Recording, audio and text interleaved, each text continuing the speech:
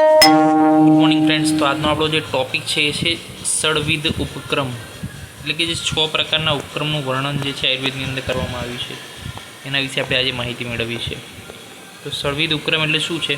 તો કે એ દ્વિવિધ ઉપક્રમની અંદર જ ઇન્ક્લુડ છે. જે આપણે જોયું હતું કે દ્વિવિધ ઉપક્રમ હતા સંતર્પણ અને અવતર્પણ.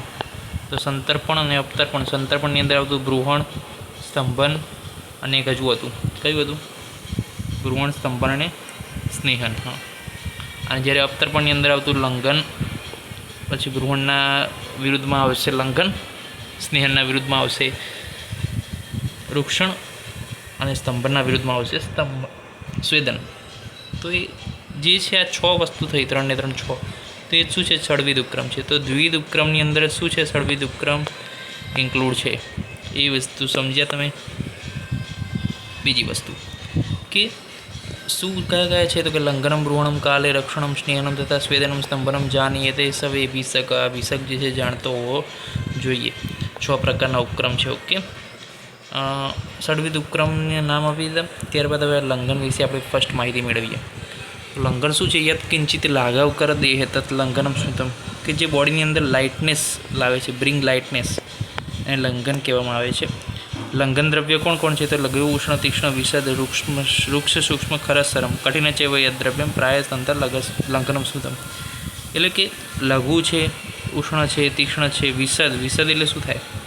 કે જે નોન સ્લીમી છે, ક્લીન છે, એવા દ્રવ્યો છે. વૃક્ષ છે, સૂક્ષ્મ છે, ખર છે, સરગુણ ધરાવતા દ્રવ્યો છે, કઠિન છે. આવા બધા દ્રવ્યો જે છે લંઘન કરે એવા જે છે હોય છે. લંઘનના ટાઈપ કેટલા છે? તો કે 10 ટાઈપ છે લંઘનના. એમાં 5 જે છે શોધનના છે અને 5 જે છે સમનના છે. એ રીતના જે છે આપેલા છે. ઓકે, ત્યારબાદ દ્વિભેદ પણ છે. શોધન અને સમન 2 પ્રકારના ભેદ પણ આપેલા છે. લંઘનના ઇન્ડિકેશન શું છે? તો કે જો આમદોષજન્ય વિકાર હોય તો એની અંદર લંઘન કરવું પડે. સંતર્પણજન્ય વિકાર હોય તો એની અંદર સ્થૂલ્ય, પ્રમેય, કુષ્ઠ, અતિસ્નિગ્ધ પુરુષ હોય, મેદો વિકાર હોય, શિશિર ઋતુમાં પણ લંઘન કરવું જોઈએ. હવે સમ્યક લંઘન થાય, જો કમ્પ્લીટ લંઘન થાય તો શું લક્ષણ જોવા મળે? તો શરીરની લઘુતા થાય, જેટલું જોતું હોય એટલું. જે આમ હોય એનું પાચન થઈ જાય, અગ્નિદીપન થાય, ભૂખ લાગે, હૃદય, કંઠ અને મુખની શુદ્ધિ થાય, અને મળમૂત્રનો ત્યાગ જે છે પ્રોપર થાય. અને જે રોગ છે સંતર્પણથી થયેલો, મેદ રોગ હોય કે પ્રમેય હોય, કુષ્ઠ હોય, ગમે તે, તો એનું શમન થાય. તો સમ્યક લંઘનના લક્ષણ આ છે. લંઘન કરવાનું છે એની અંદર નહીં, તો કે જેમાં વાત વૃદ્ધિ છે એમાં લંઘન નહીં કરવાનું. કેમ? લંઘન કરશો તો ફરતી ભાવ વાત વધશે, બીજો તો વાતનો પ્રકોપ થઈ જાય. અવતર્પણજન્ય વ્યાધિ હોય તો એની અંદર પણ કરાય નહીં. પતલા વ્યક્તિઓમાં ના કરાય, વૃક્ષ વ્યક્તિઓમાં ના કરાય, કે જેની ડ્રાય સ્કિન છે, ડ્રાય આઈ છે, એવા વ્યક્તિની અંદર પણ લંઘન કરાય નહીં. હવે અતિ લંઘન કરી દઈએ વધારે પડતું તો શું થાય? તો જે છે વધારે પડતું લંઘન કરો તો અંગ મળે, આખા શરીરમાં જે છે બોડી પેઇન થાય, સાંધામાં દુખાવો થાય, પછી કાશ થઈ શકે, શ્વાસ થઈ શકે, હિક્કા થઈ શકે. પછી જે ભૂખ છે એનો નાશ થાય, અગ્નિનો નાશ થાય, દેહનો નાશ થાય, અરુચિ, ભૂખ ના લાગે, તરસ વધારે લાગે, ચિત્તનો વિભ્રંશ થાય, એટલે કે તમને ચેન ના પડે, આ કરવું કે તે કરવું કે શું, ચિત્ત વિભ્રંશ થઈ જાય. હું તમારું જે ચિત્ત છે કે જે તમને એક જગ્યાએ કોન્સન્ટ્રેટ રાખે છે એનો વિભ્રંશ થાય, એટલે કે તમારું કોન્સન્ટ્રેટ લેવલ પણ ઘટવા માંડે છે.